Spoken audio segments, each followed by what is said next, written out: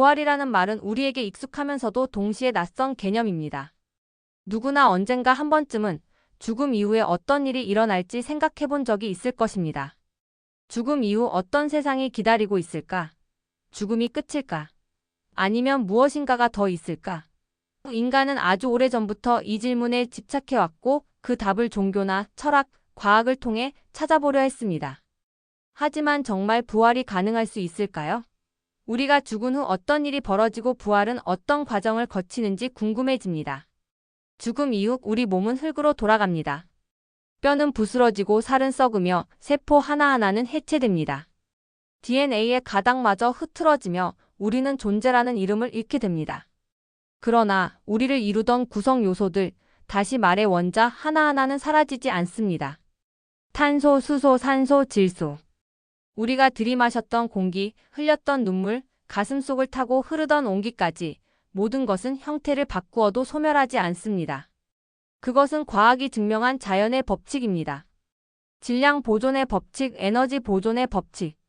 즉, 우리가 사라지더라도 우리를 이루던 모든 것은 어딘가에 여전히 존재하고 있습니다. 그리고 만약 전능한 하나님이 실제로 계신다면 그 흩어진 원자 하나하나를 다시 불러 모아 우주의 시간과 공간을 뛰어넘어 본래의 모습으로 재구성하는 것도 불가능한 일은 아니지 않겠습니까? 과학은 이미 알고 있습니다. 우리가 가진 몸의 대부분은 수십억 년 전 별의 심장에서 만들어진 원자들로 구성되어 있다는 사실을요. 초신성의 폭발 속에서 우주로 퍼져나간 물질이 지구를 이루었고 그 지구 위에서 생명이 시작되었습니다. 그렇게 탄생한 인류의 구성 요소가 다시 한번 불려온다면 그 별의 먼지가 다시 나를 만든다면 한 번 더 다시 나로 존재하게 되는 일도 가능하지 않을까요? 그런데 그것은 단순한 복제나 재생과는 다릅니다. 기독교의 부활 개념은 단지 죽기 전에 몸으로 돌아가는 것이 아니라 그 사람이 가장 건강하고 아름다웠던 시절의 모습으로 돌아온다고 이야기합니다. 과학적으로 표현하자면 그것은 육체의 최적화된 상태, 이는 육체가 가장 활력이 넘치고 유전적 손상이 없었던 시점의 세포로 복원된다는 것, 다시 말해 생물학적 전성기의 모습을 기반으로 완전하게 복원되는 것이라고 볼 수 있습니다. 젊음과 건강이 균형 잡힌 모습, 유전체와 생물학적 전성기의 조화로운 복제 말입니다. 그렇다면 우리의 정신적 의식, 즉 자아와 기억은 어떻게 복원될 수 있을까요? 양자정보 이론에서는 우주의 모든 정보는 보존되며 어떠한 형태로든 추출 가능하다고 이야기합니다. 만약 우리의 자아와 의식이 뇌의 복잡한 신경 패턴과 양자적 작용들 속에 담겨 있다면 그것 역시 다시 복원될 수 있을지도 모릅니다. 우리가 겪었던 경험들, 사랑했던 사람들, 느꼈던 감정들, 나라는 존재의 내면, 그것 역시 정보이며 모든 정보가 소멸되지 않고 어딘가에 저장되어 있다면 그것은 다시 나를 가능하게 합니다. 우리가 가진 재료, 우리의 원자, 우리의 기억, 그리고 우리가 존재했던 그 증거는 여전히 이 우주 어딘가에 존재하고 그리고 만약 그 모든 정보를 기억하는 분이 있다면 그분은 우리를 다시 일으켜 세울 수 있습니다. 그날이 오면 우리는 단지 되살아나는 것이 아니라 완전히 새롭게 살아나게 될 것입니다.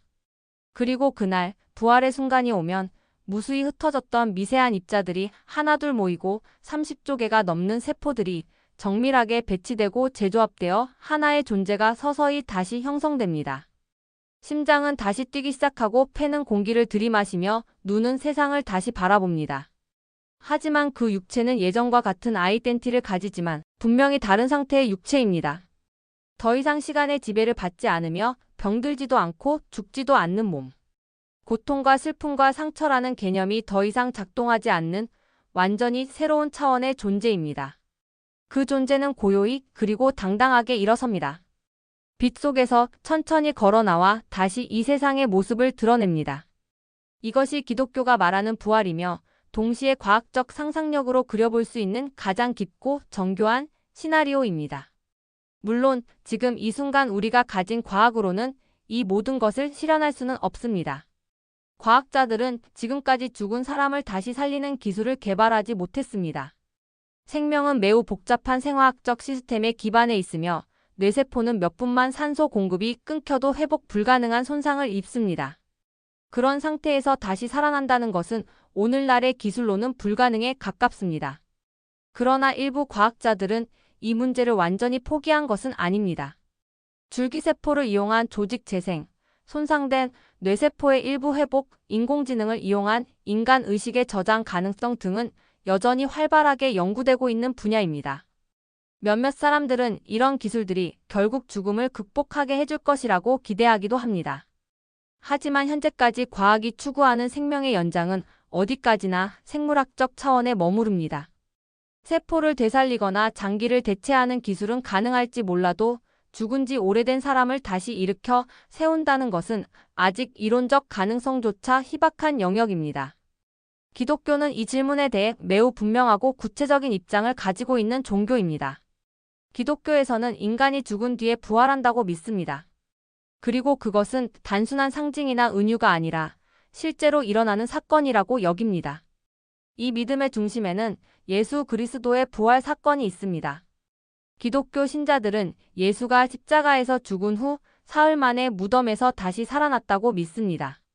그리고 그 사건은 단순히 예수 개인에게 일어난 기적이 아니라 인류 전체가 죽음 이후에 어떻게 될지를 보여주는 예시라고 생각합니다. 이 부활이라는 개념은 기독교 신앙의 핵심 중 하나입니다. 단지 죽었던 몸이 다시 깨어나는 것이 아니라 완전히 다른 차원의 생명으로 변화되는 것으로 이해됩니다. 성경에서는 예수의 부활 이후의 모습이 자세히 기록되어 있습니다. 그는 죽기 전의 모습과 어느 정도 비슷했지만 완전히 동일하지는 않았습니다.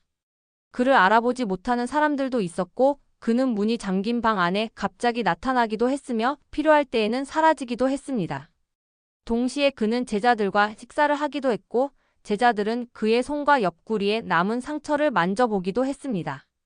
이런 묘사들은 부활한 몸이 이전과는 전혀 다른 차원의 존재이면서도 분명히 실체를 지닌 어떤 것이었다는 점을 보여줍니다. 기독교의 가르침에 따르면 부활은 단지 예수에게만 해당되는 일이 아닙니다. 마지막 날이 되면 모든 인간이 다시 살아날 것이며 각자는 하나님 앞에서 심판을 받게 된다고 합니다. 그 심판에서 의롭다고 여겨진 사람은 영원한 생명을 얻게 되고 그렇지 않은 사람은 또 다른 운명을 마주하게 됩니다. 이때의 부활은 병들지 않고 죽지도 않으며 고통도 없는 몸으로 이루어진다고 여겨집니다. 바울이라는 사도는 이를 신령한 몸이라고 표현했으며 그 몸은 썩지 않고 약하지 않고 더 이상 인간의 육체적인 한계에 지배받지 않는 상태라고 설명했습니다. 즉, 기독교에서 말하는 부활은 단순히 생물학적 기능의 복원이 아니라 존재 자체의 재창조에 가깝습니다. 그것은 육체뿐 아니라 영혼과 인격, 그리고 인간 존재 전체가 변화하는 상태로 묘사됩니다. 한 가지 흥미로운 점은 과학과 종교가 서로 완전히 배척하는 것 같지만 사실은 비슷한 질문을 다룬다는 사실입니다. 우리는 모두 죽음이라는 절대적인 사실 앞에 서게 됩니다. 과학은 어떻게에 대한 해답을 찾는다면 종교는 왜에 대한 답을 제시합니다. 방향은 다르지만 목적은 어느 정도 닮아 있다고 할 수 있습니다. 물론 부활이라는 개념은 누구에게나 받아들여지는 건 아닙니다. 믿지 않는 사람에게는 그것이 신화로 느껴질 수도 있고 단지 고대 문헌의 남은 이야기처럼 보일 수도 있습니다. 하지만 그럼에도 불구하고 이 주제가 여전히 현대사회에서 의미 있는 이유는 부활이라는 개념이 인간 내면의 가장 깊은 갈망과 맞닿아 있기 때문입니다. 죽음을 극복하고 싶다는 본능, 사랑하는 사람과 다시 만나고 싶다는 소망, 고통 없는 세상에서 살아가고 싶다는 바람은 시대를 초월한 감정입니다. 종교와 과학은 지금도 서로 다른 방식으로 죽음이라는 수수께끼에 도전하고 있습니다. 과학은 기술로, 종교는 믿음으로 그 벽을 넘어서려고 합니다. 언젠가 과학이 인간 생명의 한계를 더욱 확장시킬지도 모릅니다. 하지만 생명의 본질이 단지 세포와 유전자에 있는 것이 아니라면 결국 우리는 여전히 삶의 의미에 대해 물을 수밖에 없습니다. 그리고 그런 질문에 대해 종교는 수천 년 전부터 한 가지 가능성을 제시해 왔습니다. 죽음이 끝이 아니라 새로운 시작이 될 수도 있다는 가능성, 그것이 바로 부활이라는 개념이 담고 있는 핵심입니다. 믿음이 있든 없든 이 질문은 우리 모두에게 동일하게 주어집니다. 누군가는 부활을 믿고 누군가는 그것을 거부할 수 있습니다. 그러나 분명한 것은 바로 지금 이 순간에도 사람들이 여전히 부활에 대해 이야기하고 탐구하고 믿음을 가지는 이유일 것입니다. 마지막으로 나는 이렇게 말하고 싶습니다. 부활은 믿음을 가진 이들에게는 삶을 바라보는 방식 자체를 바꾸는 사건입니다. 죽음을 넘어 삶을 다시 보고 절망 속에서도 소망을 발견하게 합니다. 부활이라는 이야기는 단순한 초자연적 사건이 아닙니다. 그것은 인간이 가진 가장 깊은 갈망, 나는 사라지지 않는다는 바람, 그리고 다시 만날 수 있다는 희망을 상징합니다.